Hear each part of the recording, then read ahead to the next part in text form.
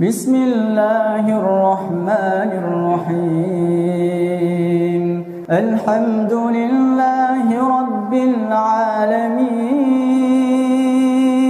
Ar-Rahmanir-Rahim. Maliki yawmiddin. Iyyaka na'budu wa iyyaka nasta'in. اهدنا الصراط المستقيم صراط الذين أنعمت عليهم غير المغضوب عليهم ولا الضالين.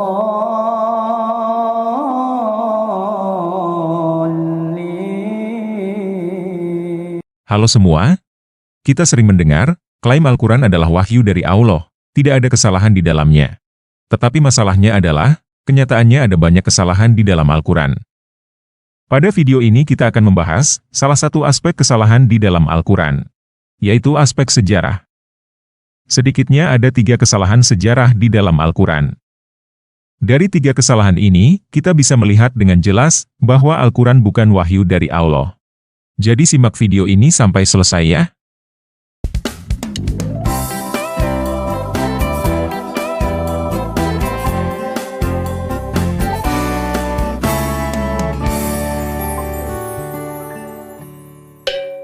Nah, yang pertama kita bahas, adalah kesalahan tentang Firaun. Al-Quran menyebut Firaun lebih dari 70 kali. Dan Firaun yang dimaksud oleh Al-Quran, adalah Firaun yang berhadapan dengan Musa di dalam Alkitab. Kita tahu, bahwa ada banyak Firaun di Mesir. Firaun adalah gelar, bukan nama. Kalau kita baca Alkitab, kita tahu bahwa Musa mengenal 2 orang Firaun. Firaun pertama, adalah yang putrinya mengangkat Musa sebagai anak, sampai Musa kabur dari Mesir. Dan Firaun kedua, adalah Firaun yang ditemui Musa, ketika dia kembali ke Mesir, sampai dia mengeluarkan bangsa Israel dari Mesir. Musa diperkirakan hidup pada abad ke-13 sebelum Masehi. Nah, di dalam Al-Quran, Firaun mempunyai seorang bawahan yang bernama Haman. Nama Haman ini disebutkan 6 kali di dalam Al-Quran. Haman ini diperintahkan oleh Firaun untuk membuat bangunan yang tinggi. Kita bisa membacanya di dalam Al-Quran Surah 28 ayat 38, dan Al-Quran Surah 40, ayat 36-37. Firaun berkata, "Wahai para pembesar, aku tidak mengetahui ada Tuhan bagimu selainku. Wahai Haman, bakarlah tanah liat untukku, dalam kurung untuk membuat batu bata, kemudian buatkanlah bangunan yang tinggi untukku, agar aku dapat naik melihat Tuhannya Musa. Sesungguhnya aku yakin bahwa dia termasuk para pendusta." Nah, apa yang salah dengan cerita ini? Yang salah adalah, Haman bukan bawahan Firaun di Mesir, yang hidup sekitar abad ke-13 sebelum Masehi. Haman adalah bawahan Raja Ahasiweros di Persia, yang hidup sekitar abad ke-5 sebelum Masehi. Cerita tentang Haman ini, ada di dalam Alkitab. Tepatnya di dalam kitab Ester. Di dalam kitab Ester, diceritakan Haman meminta kepada Raja Ahasiweros, agar orang-orang Yahudi dibinasakan. Dan dia juga meminta seorang tokoh Yahudi bernama Mordekai, supaya disulakan, atau disalibkan, pada tiang. Tetapi, akhirnya Haman dan anak-anaknya lah yang disulakan pada tiang. Jadi, pengarang Al-Quran mengira, Firaun dan Haman hidup sezaman. Padahal mereka terpaut kira-kira 800 tahun. Nah, dari mana kita bisa yakin, bahwa Al-Quran salah dalam hal Haman ini? Jangan-jangan memang ada Haman yang lain, yang hidup pada zaman Musa. Tidak ada Haman lain di dalam Alkitab, bukan berarti tidak ada Haman di Mesir pada abad ke-13 sebelum Masehi. Iya kan? Kita bisa yakin bahwa Haman yang dimaksud adalah Haman orang Persia, dari 2 petunjuk di dalam Al-Quran. Yang pertama, adalah Firaun menyuruh Haman membuat bangunan yang tinggi. Kenyataannya, tidak ada teknologi bangunan yang tinggi di Mesir, pada zaman Musa. Yang ada adalah teknologi membangun piramid. Teknologi membuat bangunan yang tinggi, ada di Persia pada zaman Raja Ahasiweros. Yang kedua, adalah menurut Al-Quran, Firaun memberikan ancaman untuk menyalibkan orang, di dalam Al-Quran Surah 20 ayat 71, dan Al-Quran Surah 26 ayat 49. Dia, dalam kurung Firaun berkata, "Ya apakah kamu beriman kepadanya dalam kurung Musa, sebelum aku memberi izin kepadamu?" Sesungguhnya dia itu pemimpinmu yang mengajarkan sihir kepadamu. Sungguh, akan kupotong tangan-tangan dan kaki-kakimu secara bersilang, dan sungguh, akan aku salib kamu pada pangkal pohon kurma. Kenyataannya, hukuman disalibkan seperti ini tidak ada pada zaman Fir'aun di Mesir. Hukuman seperti ini ada di zaman Raja Ahasiweros Persia. Lagi pula, Haman bukanlah nama orang Mesir. Tidak pernah ada catatan sejarah di Mesir kuno yang mencatat ada orang bernama Haman. Sedangkan di Persia, Haman adalah nama populer yang banyak digunakan. Jadi, Haman yang dimaksud oleh Al-Quran jelas adalah Haman anak buahnya Raja Ahasiweros Persia. Pengarang Al-Quran mengira, cerita percobaan pembantaian Yahudi di Persia pada abad ke-5 sebelum Masehi terjadi di Mesir pada zaman Musa, abad ke-13 sebelum Masehi.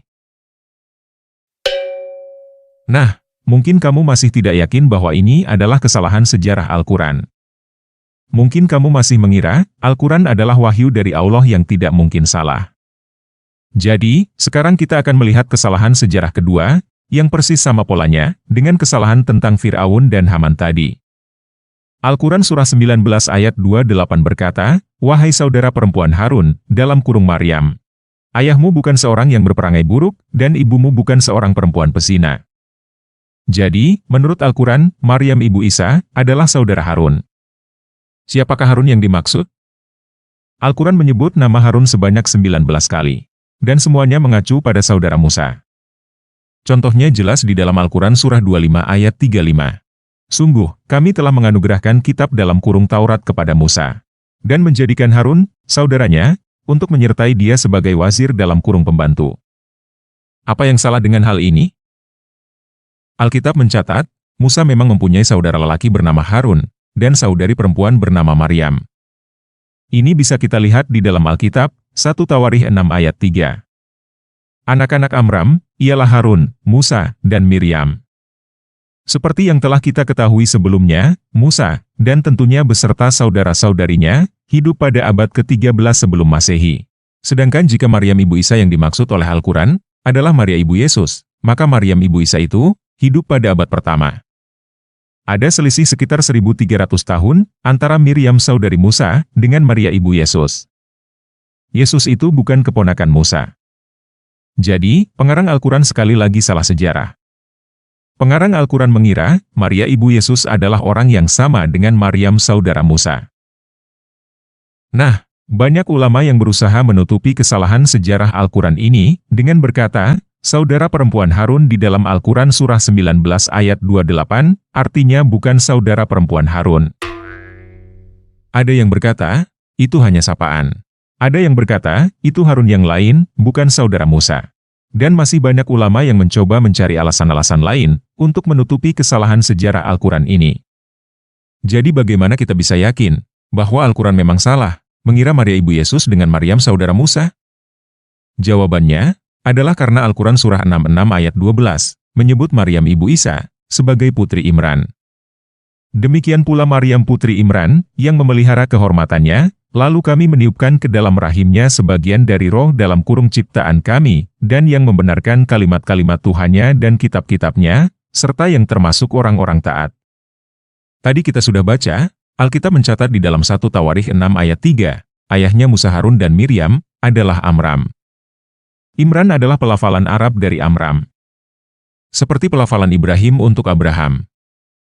Jadi, jelas pengarang Al-Quran mengira Maryam ibu Isa adalah Miriam saudari Musa. Pengarang Al-Quran mengira Isa adalah keponakan Musa. Satu lagi petunjuk, yang menunjukkan bahwa pengarang Al-Quran memang mengira Isa adalah keponakan Musa, adalah Al-Quran Surah 7 ayat 157. Dalam kurung yaitu, orang-orang yang mengikuti Rasul, dalam kurung Muhammad, Nabi yang umi dalam kurung tidak pandai baca tulis, yang dalam kurung namanya mereka temukan, tertulis di dalam Taurat dan Injil yang ada pada mereka. Nah, terjemahan bahasa Indonesia yang kita dapatkan dari situs Kemenak ini, banyak menambahkan kata-kata yang ada di tanda kurung, sehingga ayat ini sebenarnya digiring menjadi keluar dari konteksnya. Kalau kita baca beberapa ayat sebelumnya, Al-Quran Surah 7 ayat 155 menunjukkan, bahwa ayat ini sedang berbicara tentang zaman Musa. Musa memilih 70 orang dari kaumnya untuk dalam kurung memohon tobat kepada kami, pada waktu yang telah kami tentukan. Dan beberapa ayat setelahnya, Al-Quran Surah 7 ayat 159, juga menunjukkan bahwa ayat ini sedang berbicara tentang zaman Musa. Di antara kaum Musa, terdapat suatu umat yang memberi petunjuk dalam kurung kepada manusia, dengan dalam kurung dasar kebenaran, dan dengan itu dalam kurung pula mereka berlaku adil.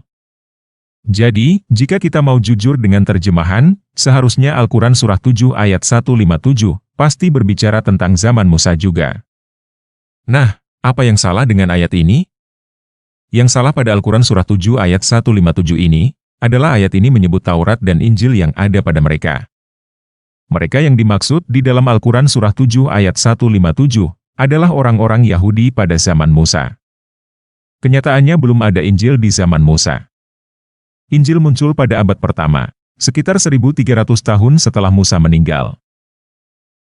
Jadi, pengarang Al-Quran memang mengira, Isa dan Musa itu hidup sezaman. Pengarang Al-Quran mengira Injil turun gedebuk dari langit, kepada keponakan Musa yang bernama Isa.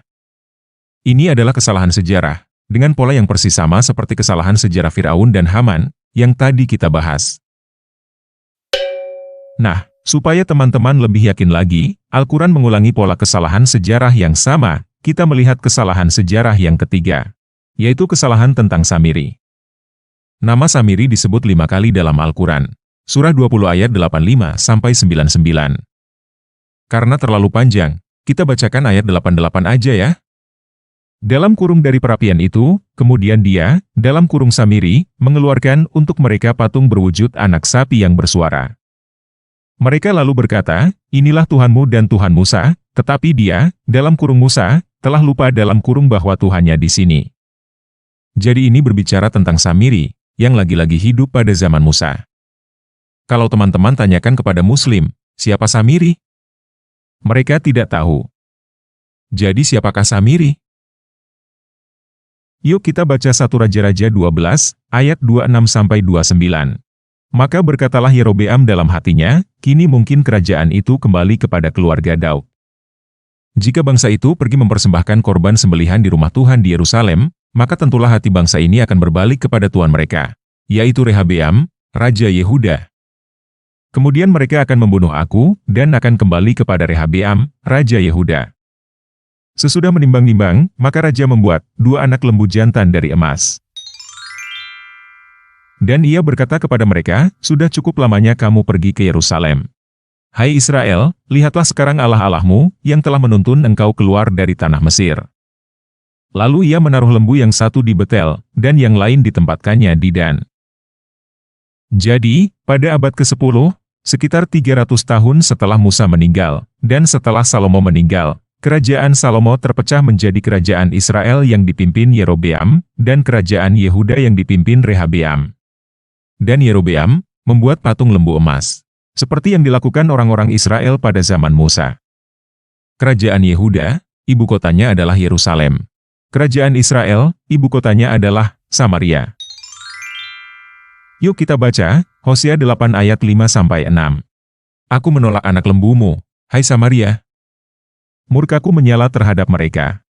Sampai berapa lama tidak dapat disucikan, orang-orang Israel itu? Itu dibuat oleh tukang, dan itu bukan Elohim.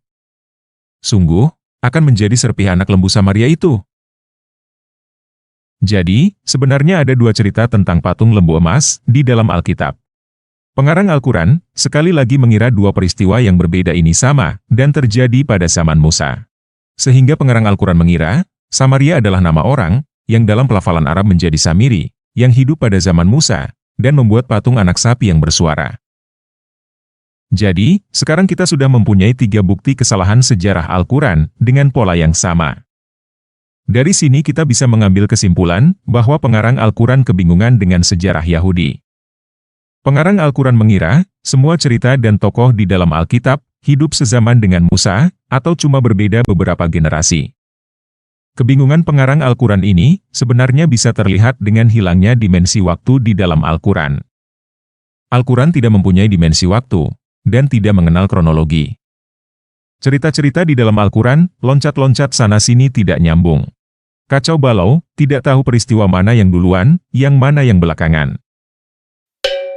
Supaya teman-teman yakin, bahwa pengarang Al-Quran memang bingung dengan sejarah dan dimensi waktu, kita baca 1 ayat lagi. Al-Quran Surah 5 ayat 20. Dalam kurung ingatlah ketika Musa berkata kepada kaumnya, "Wahai kaumku, ingatlah nikmat Allah kepadamu, ketika Dia mengangkat nabi-nabi di antaramu, menjadikanmu dalam kurung terhormat seperti para raja, dan menganugerahkan kepadamu apa yang belum pernah Dia anugerahkan kepada seorang pun di antara umat yang lain." Jadi, pada ayat ini, Allah menyuruh Musa berkata kepada orang-orang Israel pada zamannya untuk mengingat nabi-nabi dan raja-raja yang pernah diangkat oleh Allah bagi mereka pada masa lalu.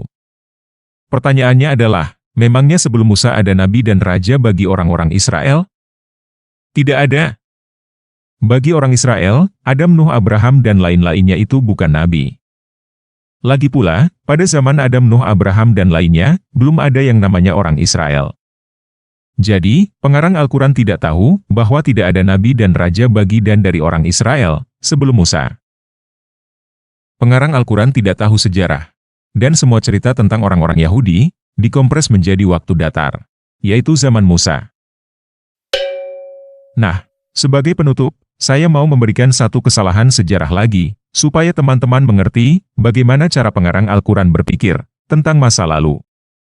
Al-Quran Surah 12, ayat 20. Mereka menjualnya dalam kurung Yusuf dengan harga murah. Dalam kurung yaitu beberapa dirham saja, sebab mereka tidak tertarik kepadanya. Kesalahan sejarahnya adalah tidak ada dirham pada zaman Yusuf. Dirham adalah koin perak yang digunakan pada zaman pengarang Al-Quran. Dan dia mengira dirham itu sudah dipakai sejak zaman Yusuf. Assalamu ala manittaba'al huda. Pemirsa channel Raja Kelana yang budiman, pada pertemuan ini saya akan menjawab klaim seorang kafir sekaligus biangnya bias konfirmasi. Kali ini si bias biang konfirmasi menyatakan Al-Quran bukan wahyu Allah, tapi melainkan karangan manusia. Kesimpulan ini ia dapatkan karena katanya Al-Quran terdapat 3 kesalahan sejarah. Selaku orang yang berseberangan dengan Islam, kafir yang satu ini sah-sah saja beropini ria, karena dia harus melakukannya untuk melemahkan pemeluk Islam dengan opini yang dibangunnya. Mungkin saja ada hasil yang didapatkannya berupa Islam yang murtad dan juga menguatkan kesesatan dan kekafiran di kalangan internalnya dengan publikasi videonya ini. Ikhwan manittaba'al huda. Kali ini si biang bias konfirmasi ini telah menantang firman Allah dalam surah Al-Haqqah ayat 40 sampai 43. A'udzu billahi minasyaitonir rajim. Bismillahirrahmanirrahim. Innahu laqaulur rasulin karim. Wa ma huwa biqauli sa'ir qalilan ma tu'minun. Wa la biqauli kahin qalilan ma tadhakkarun. Tanzilun mir rabbil alamin. Sesungguhnya Al-Quran itu benar-benar wahyu yang diturunkan kepada Rasul yang mulia.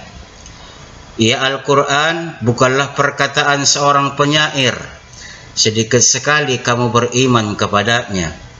Al-Quran bukan pula perkataan tukang tenung. Sedikit sekali kamu mengambil pelajaran darinya. Al-Quran diturunkan dari Tuhan semesta alam.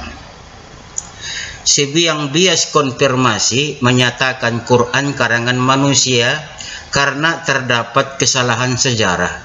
Seakan-akan dia lebih tahu sejarah daripada Allah sendiri. Tapi Allah Subhanahu wa Ta'ala sudah mengatakan akan ada orang model si biang bias konfirmasi ini. Sebagaimana firman Allah dalam surah yang sama ayat 49 sampai 50. A'udzu billahi minasyaitonir rajim. Bismillahirrahmanirrahim. Wa inna lana'lamu wa inna lana'lamu anna minkum mukazzibin wa innahu lahasratun 'alal kafirin. Sesungguhnya kami benar-benar mengetahui bahwa di antara kamu ada para pendusta. Sesungguhnya pendustaan terhadap Al-Quran benar-benar menjadi penyesalan bagi orang-orang kafir di akhirat. Baik, mari kita tanggapi opini liar dari kafir yang satu ini. Katanya kesalahan sejarah yang pertama adalah Haman yang diceritakan dalam Al-Quran bukan hidup sezaman dengan Nabi Musa yang hidup 13 abad sebelum Masehi, tapi hidup pada masa Raja Ahaswaros pada abad 5 sebelum Masehi. Kafir ini membandingkan buku Ester dengan Al-Quranul Karim. Pertanyaannya, apa ia harus ada satu Haman saja? Kenapa nama Haman itu harus satu dan ditetapkan bahwa cerita di buku Ester yang benar dan Al-Quran salah?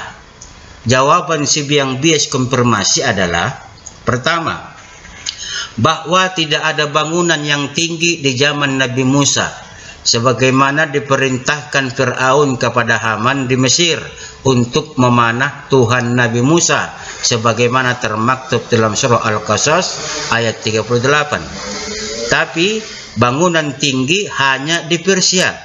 Alasan si biang bias konfirmasi ini terlalu konyol untuk diterima, karena bangunan tinggi itu cuma hanya satu yang gunanya untuk membunuh Tuhannya Nabi Musa alaihissalam.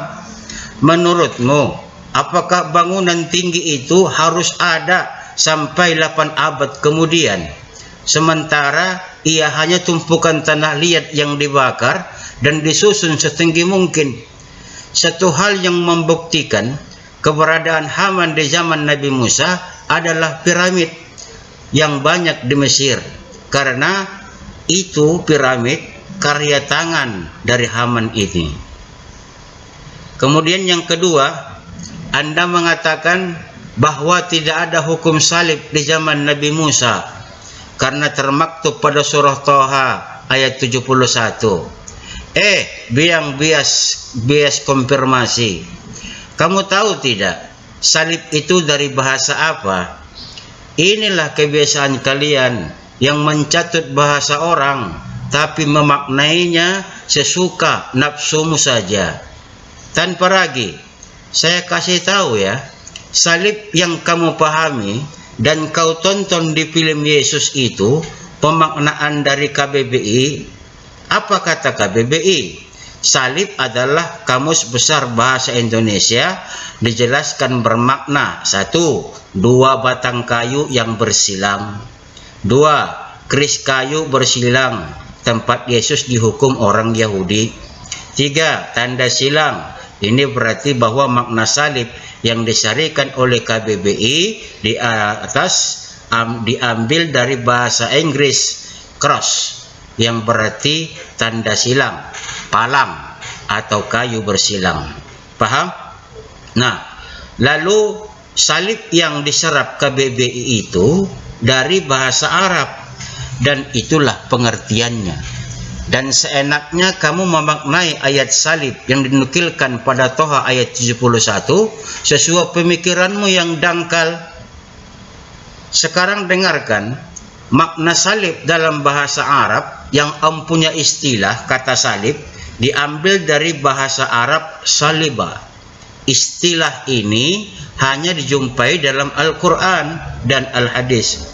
Allamah Ar-Ragib Al-Asfahani dalam kitab Mu'azzam Mufradat Gharib Al-Quran menjelaskan bahwa makna asal solaba adalah syadid, berat. Punggung disebut oleh Al-Quran dengan istilah sulbi karena memang biasa memikul yang berat. Kemudian ada istilah salab dan istilab. Kedua-duanya bermakna mengeluarkan lemak dari tulang. Ada juga istilah salib yang bermakna mengikat seseorang untuk dibunuh secara perlahan. Ada yang menjelaskan asal maknanya mengikat tulang sulbi atau punggung di batang kayu. Jadi alasanmu mengatakan tidak ada hukum salib di zaman Fir'aun karena kamu memaknai bahasa orang dengan bahasamu sendiri. Makanya saya bilang, belajar dulu, baru kasih statement. Kalau sudah begini, itu muka mau ditaruh di mana, Bung? Ketiga, Haman bukan nama orang Mesir. Wah, sesumbar yang mengatasi langit Anda ini. Sampai nama seorang dari Mesir kuno bisa kamu tahu tradisi dan budayanya. Seakan-akan kamu hidup di depan Fir'aun saja. Sementara nama Tuhan Anda yang jelas bukan nama yang dikasih ibunya, kamu tutup mata. Tuh, lihat. Mana ada orang Israel menamakan anaknya dengan nama Romawi. Yesus pula itu. Yang begini ini yang dikatakan fakta, Bung. Omongan yang kamu semburkan dari mulutmu hanya inggauan yang penuh omong kosong. Baik, sekarang kita kembali ke Haman. Ini saya kasih tahu betapa tepatnya apa yang diceritakan oleh Quran tentang Haman tersebut. Dan sangat sesuai dengan sejarah. Pada berita republika.co.id Jakarta ditemukan naskah kuno yang termuat dalam hieroglif Mesir kuno sekitar 200 tahun silam, memunculkan kejutan. Dalam naskah hieroglif tersebut tertulis nama Haman. Menurut Harun Yahya, hingga abad ke-18, tulisan dan prasasti Mesir kuno itu belum dapat dipahami. Bahasa Mesir kuno tersusun atas lambang-lambang dan bukan kata-kata, yakni berupa hieroglifik. Gambar-gambar dalam hieroglif itulah yang memaparkan kisah dan menjadi catatan sejarah peristiwa-peristiwa penting yang berkaitan dengan kegiatan bangsa Mesir kuno. Tulisan dan gambar-gambar itu diukir pada batu. Dengan tersebarnya agama Nasrani dan pengaruh budaya lainnya pada abad kedua dan ketiga, Mesir meninggalkan kepercayaan kunonya beserta tulisan hieroglif yang berkaitan erat dengan tatanan kepercayaan yang kini telah mati itu. Contoh terakhir, penggunaan tulisan hieroglif yang diketahui adalah sebuah prasasti dari tahun 394. Bahasa gambar dan lambang telah terlupakan hingga tak menyisakan seorang pun yang dapat membaca dan memahaminya. Karena itu, hal tersebut membuat pengkaji sejarah dan kepurbakalaan harus berupaya keras untuk mengungkapkan isi dari naskah kuno. Keadaan ini tidak berubah hingga sekitar 2 abad silam. Pada tahun 1799, usaha para pengkaji sejarah dan kepurbakalaan mulai menemukan titik terang. Sedikit demi sedikit, mereka mampu mengungkapkan rahasia hieroglif Mesir kuno melalui penemuan sebuah prasasti yang disebut batu Rosetta. Penemuan mengejutkan ini berasal dari tahun 196 sebelum Masehi. Nilai penting prasasti ini adalah 3 bentuk tulisan-tulisan dalam prasasti: hieroglif, demotik, bentuk sederhana tulisan tangan bersambung Mesir kuno, dan Yunani. Dengan bantuan naskah Yunani, tulisan Mesir kuno diterjemahkan.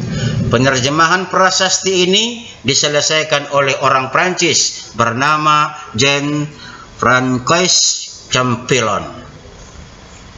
Dengan demikian, sebuah bahasa yang telah terlupakan dan aneka peristiwa yang dikisahkan pun terungkap. Dengan cara ini, banyak pengetahuan tentang peradaban, agama, dan kehidupan masyarakat Mesir kuno menjadi tersedia bagi umat manusia, dan hal ini membuka jalan kepada pengetahuan yang lebih banyak tentang babak penting dalam sejarah umat manusia. Dari sinilah akhirnya nama Haman terungkap dan benar-benar disebutkan dalam prasasti-prasasti Mesir tersebut. Nama ini tercantum pada sebuah tugu di Museum Hope di Wina. Tulisan yang sama ini juga menyebutkan hubungan dekat antara Haman dan Fir'aun. Dalam kamus Papal Endymion dan The New Kingdom yang disusun berdasarkan keseluruhan kumpulan prasasti tersebut, Haman disebut sebagai pemimpin para pekerja batu pahat. Nah, jadi dengan hal tersebut sama persislah dengan apa yang diterangkan oleh Al-Quran, di mana ayat Al-Quran yang mengisahkan permintaan Fir'aun kepada Haman agar mendirikan menara sesuai pula dengan penemuan purba kala itu. Melalui penemuan luar biasa ini, maka apa yang Anda katakan sudah tinggal jadi sampah saja. Lalu kemudian apalagi yang kamu ingin omongkan? Sok nantangin Allah Subhanahu wa Ta'ala masalah sejarah. Kamu itu hanya debu tanpa ragi. Dan luas dan besarnya, dari luas dan besarnya jagat raya yang Allah ciptakan ini. Kesalahan sejarah yang termaktub dalam Al-Quran yang kedua, kata kafir ini adalah penyebutan Ukhta Harun pada Maryam ibunda Nabi Isa alaihissalam pada Quran surah Maryam ayat 28. Dengan modal kemiripan nama antara Miriam saudara Nabi Harun dengan Maryam. Lalu para kafir ini menghubung-hubungkannya dan mengatakan Quran salah, padahal mereka yang mengada-ada. Siapa suruh menghubungkan antara Maryam dengan Miriam, antara Imran dan Amran? Bahkan si bias konfirmasi ini lebih laju lagi, mengatakan tokoh-tokoh ini sama orangnya selayaknya penyebutan Yahudi dan Arab, yakni Abraham, Amran, Miriam, sebutan Yahudi, sementara Ibrahim, Imran, Maryam, Ibrahim untuk sebutan orang Arab, sehingga mereka memaksakan supaya Quran salah. Asumsi liar jangan dipelihara tanpa ragi. Bukan Al-Quran yang salah, tapi kamu dan semua penentang Quran yang salah. Mau tahu salahnya di mana tanpa ragi? Simak baik-baik ya. Hal pertama yang harus kamu ketahui, tradisi Semitik pengguna kata saudara ada dua. Jadi kata saudara dalam tradisi Semitik, perkataan saudara itu ada dua makna. Yang pertama, saudara laki-laki dan saudara perempuan kandung. Yang kedua, persaudaraan dalam marga, keluarga ataupun kepercayaan. Ayat Maryam 28 menggunakan kata ukhtun dalam pengertian yang kedua, yakni persaudaraan dalam marga ataupun kepercayaan. Hal tersebut bukanlah hal di luar kebiasaan Quran untuk menggunakan ungkapan idiomatik yang sama untuk ayat-ayat yang ada di dalam Al-Quran. Contoh, dalam surah Hud ayat 78, Nabi Lut alaihissalam merujuk kaum orang-orang wanita sebagai putri-putrinya, sebagaimana termaktub pada surah Hud ayat 78, A'udzubillahi minasyaitonirrajim, Bismillahirrahmanirrahim. Wa ja'ahu qaumuhu yuhra'una ilaih wa min qablu kanu ya'maluna as-sayyi'at. Qala ya qaumi haula'i banati hunna itharu lakum fattaqullaha wa la tuhzuna fi dhaifi alaysa minkum rajulun rasyid. Kaumnya bergegas datang menemuinya. Sejak dahulu mereka selalu melakukan perbuatan-perbuatan keji. Lalu Lut berkata, wahai kaumku, ini putri-putriku. Mereka lebih suci bagimu untuk dinikahi. Maka bertakwalah kepada Allah dan jangan kamu mencemarkan namaku di hadapan tamuku ini. Tidak adakah di antaramu orang yang berakal sehat? Nah, di sini dikatakan oleh Lut sendiri, wanita-wanita yang ada di kaumnya disebut dia putri-putrinya. Nah, apa maksudnya adalah putri kandung? Jelas tidak. Kemudian dalam surah Al-A'raf ayat 65, 73, 85, Nabi Hud, Nabi Saleh, dan Nabi Shu'aib dikenal sebagai saudara masyarakat mereka masing-masing. Sebagaimana pada surah Al-A'raf Allah berfirman, A'udzubillahi minasyaitonir rajim. Bismillahirrahmanirrahim. Wa ila 'adin akhahum hudan qala ya qaumi ibudullaha ma lakum min ilahin ghairuh afala tattaqun. Dan kami telah mengutus kepada kaum Ad, saudara mereka, Hud. Ia berkata, hai kaumku, sembahlah Allah, sekali-kali tidak ada Tuhan bagimu selain darinya, maka mengapa kamu tidak bertakwa kepadanya? Dikatakan di sini Hud adalah saudara dari kaum Ad, padahal bukan saudara kandung mereka itu, tapi mereka adalah satu kaum. Maka dikatakan dia adalah saudara dari kaum Ad. Lalu kemudian pada ayat 73-nya, A'udzubillahi minasyaitonirrajim. Bismillahirrahmanirrahim. Wa ila samud akhahum salihah qala ya qaumi ibudullaha ma lakum min ilahin ghairuh qad ja'atkum bayyinatun min rabbikum hadhihi naqatallahi lakum ayatuh fadharuha ta'kul fi ardillah wa la tamsuha bisu'i fayakhuzakum azabun alim. Dan kami telah mengutus kepada kaum Samud, saudara mereka Saleh. Ia berkata, hai kaumku, sembahlah Allah, sekali-kali tidak ada Tuhan bagimu selainnya. Sesungguhnya telah datang bukti yang nyata kepadamu dari Tuhanmu. Unta betina Allah ini menjadi tanda bagimu, maka biarkanlah dia makan di bumi Allah, dan janganlah kamu mengganggunya dengan gangguan apapun, yang karenanya kamu akan ditimpa siksaan yang pedih.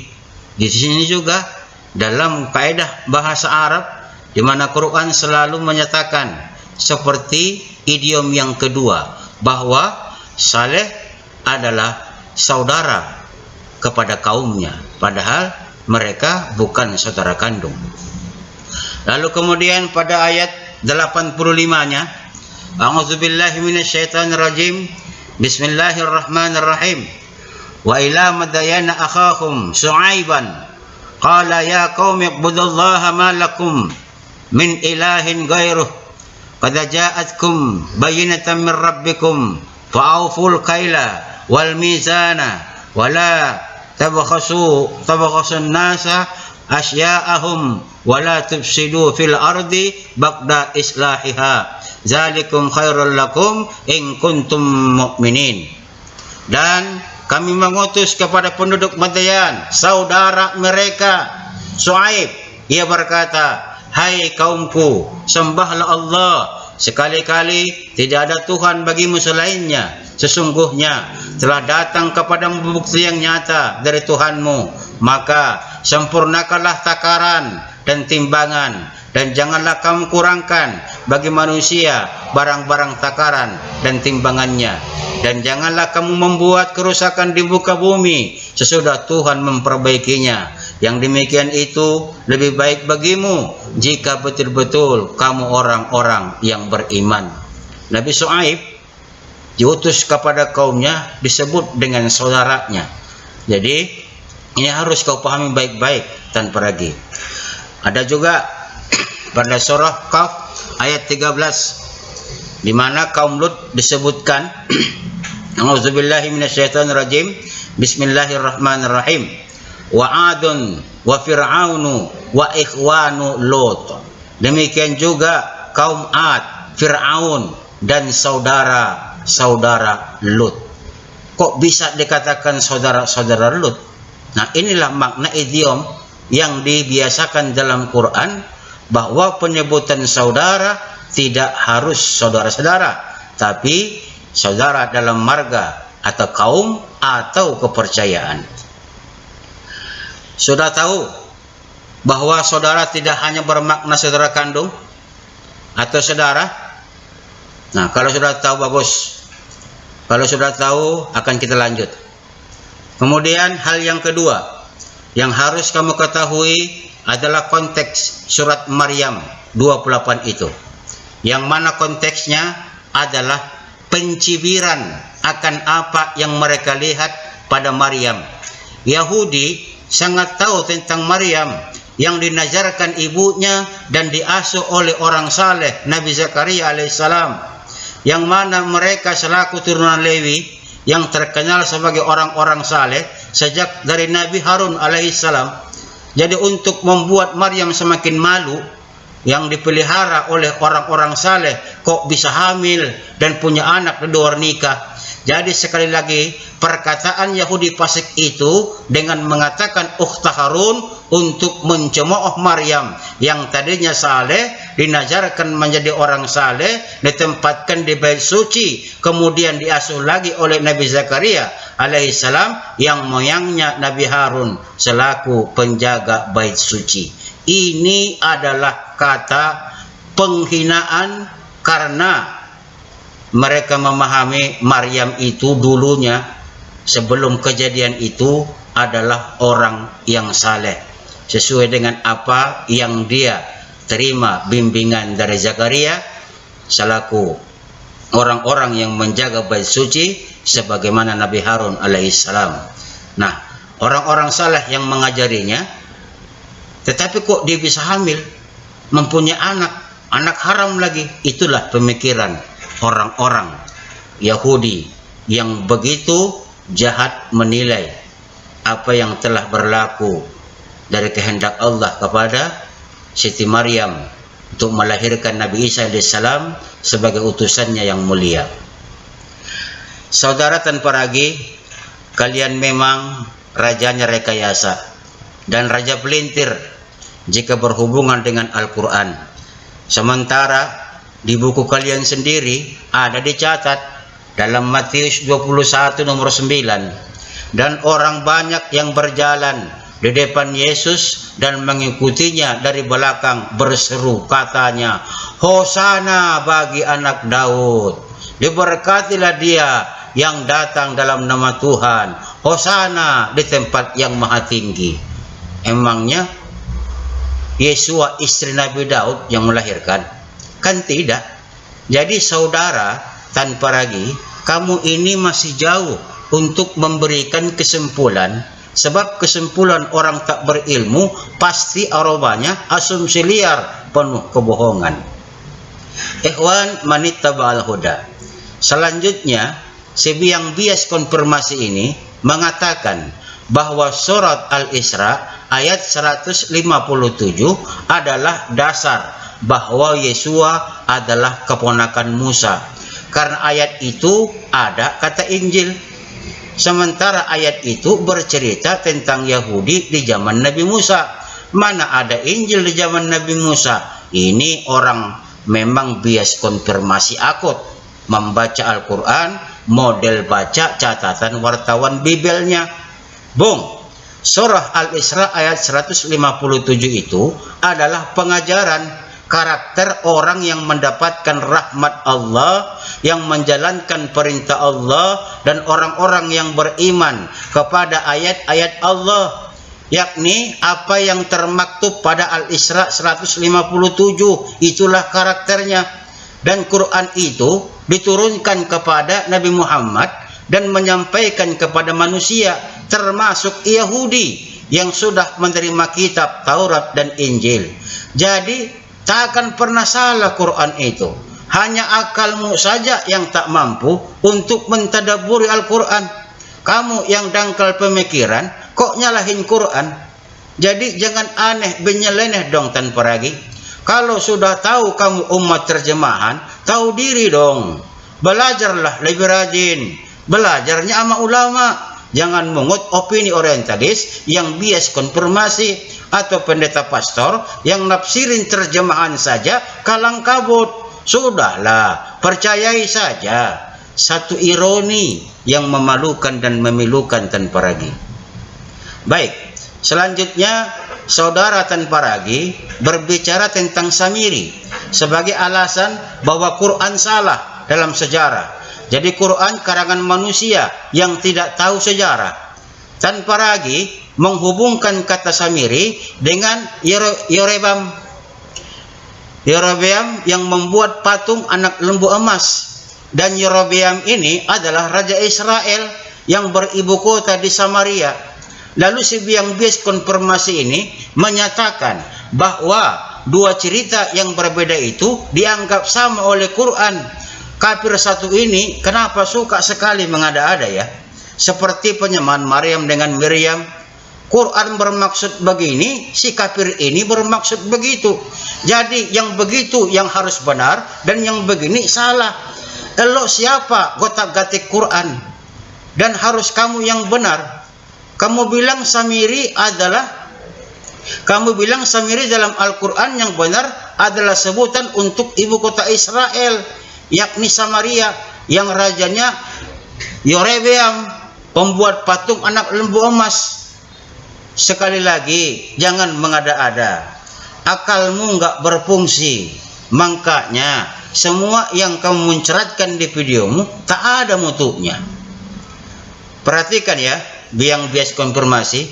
Samiri adalah turunan Bani Israel yang disembunyikan orang tuanya saat Fir'aun membunuh setiap bayi laki-laki Israel. Qadarullah, ia selamat sampai dewasa. Bahkan jadi salah satu tukang sihirnya Fir'aun. Namun setelah Musa diutus Allah kepada Fir'aun dan menyelamatkan Bani Israel dari penindasan Fir'aun, setelah sihir-sihir Fir'aun dikalahkan Nabi Musa, Samiri ini selaku turunan Bani Israel diam-diam mengikuti ajaran Musa dan ikut rombongan yang keluar dari tanah Mesir. Setelah selamat keluar dari Mesir, sikap asli Samiri yang durhaka dan pagan menjadi musuh dalam selimut bagi Nabi Musa untuk mengajak Bani Israel berpaling dari ajaran Nabi Musa. Lalu sebagai tukang sihir, ia membakar emas yang dikumpulkannya, lalu menyihir lelehan emas itu menjadi patung anak sapi yang indah. Dan bahkan jika angin berhembus, patung sapi itu mengeluarkan suara. Di tengah-tengah ketakjuban orang-orang Israel, Samiri pun berusaha untuk meyakinkan Bani Israel bahwa berhala itulah Tuhan yang juga disembah oleh Nabi Musa. Akibatnya ada 70 orang Israel yang terbujuk rayu oleh Samiri. Nabi Musa sangat marah dan Allah pun membuat gempa sebagaimana termaktub dalam Quran surah Al-A'raf ayat 155. Tapi dengan doa Nabi Musa, Allah ampuni orang Israel yang murtad itu. Tapi bagi Samiri diusir oleh Nabi Musa dan Allah menimpakan bala pada Samiri. Hal ini termaktub dalam surah Taha ayat 97. A'udzubillahi minasyaitonir rajim. Bismillahirrahmanirrahim. Qala fadhhab fa inna laka fil hayati an taqula la misas wa inna laka maw'idan lan tukhlafhu wanzur ila ilahaka alladhi zalatta alaihi akifan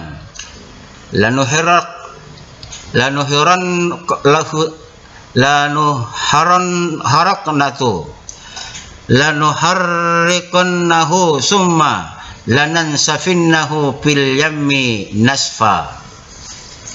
Dia Musa berkata kepada Samiri, pergilah engkau, sesungguhnya di dalam kehidupan di dunia engkau hanya dapat mengatakan jangan sentuh aku. Engkau pasti mendapat hukuman yang telah dijanjikan di akhirat yang tidak akan dapat engkau hindari. Lihatlah Tuhanmu itu yang tetap engkau sembah, kami pasti akan membakarnya kemudian sungguh kami akan menghamburkan abunya ke laut. Artinya, sekembalinya Nabi Musa, ia marah dan mengusir Samiri ke tempat yang jauh. Patung anak sapi itu pun dibakar oleh Nabi Musa dan abunya dilemparkan ke tengah laut. Karena perbuatannya, Allah menghukum Samiri di dunia dan di akhirat. Samiri yang diasingkan pun hidup menyendiri dan menderita penyakit aneh.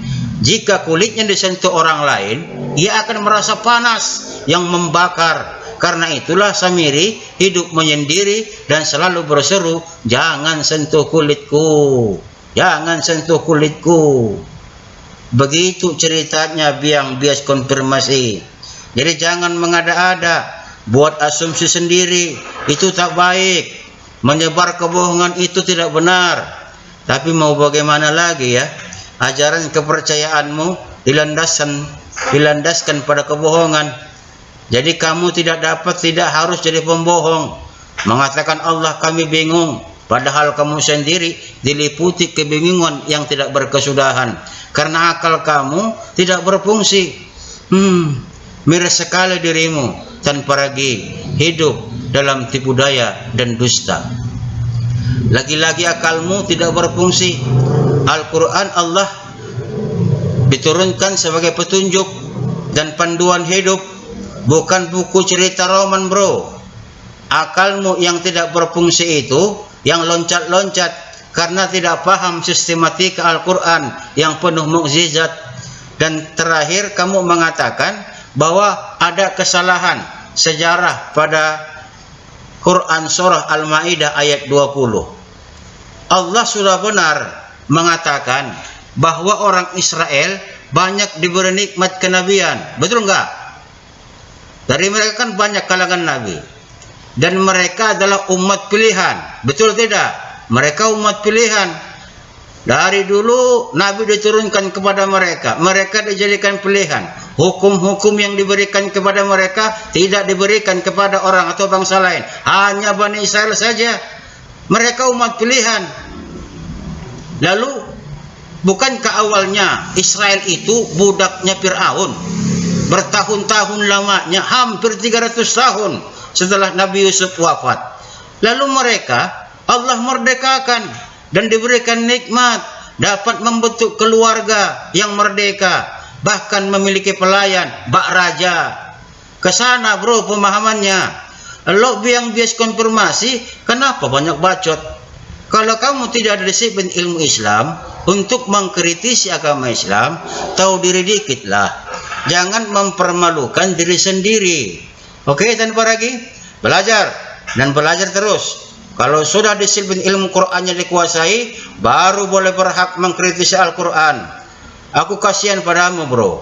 Terlebih setelah mendengar perkataanmu tentang dirham di surat Yusuf ayat 20. Kamu tahu tidak bro, apa arti dirham? Ya, artinya perak. Lalu apa kamu tahu juga berasal dari mana kata dirham ini? Ya, bagus. Berasal bahasa Yunani kuno. Dirham yang memiliki akar kata dalam bahasa Yunani kuno, drachme. Ini adalah mata uang perak yang dipakai sebagai mata uang pada zaman pra-Islam, era Yunani kuno, dari tahun 1408 sebelum Masehi sampai 1100 sebelum Masehi. Tapi yang namanya emas dan perak, bong, sudah ada jauh sebelum era Yunani kuno. Jadi Yusuf dijual dengan barter perak. Lalu kenapa Anda jadi uring-uringan tak jelas seperti itu, bro? Jangan seperti katak dalam tempurung lah, bro. Mukjizat Quran itu, bro, tak dapat Anda ukur. Mau lawan Tuhan pencipta alam, tahu diri dikit, bro. Anda adalah manusia lemah. Ilmu Anda tidak ada apa-apanya. Kok nantangin Allah? Demikian saja tanggapan untuk asumsi liar tanpa ragi tentang Al-Quran. Semoga menambah pengetahuan dan wawasan bagi kita dan ada manfaatnya bagi kita semua. Assalamualaikum warahmatullahi wabarakatuh. اللهم إني أسألك بأني أشهد أنك أنت الله لا إله إلا أنت الأحد الصمد لم يلد ولم يولد ولم يكن له كفوا أحد.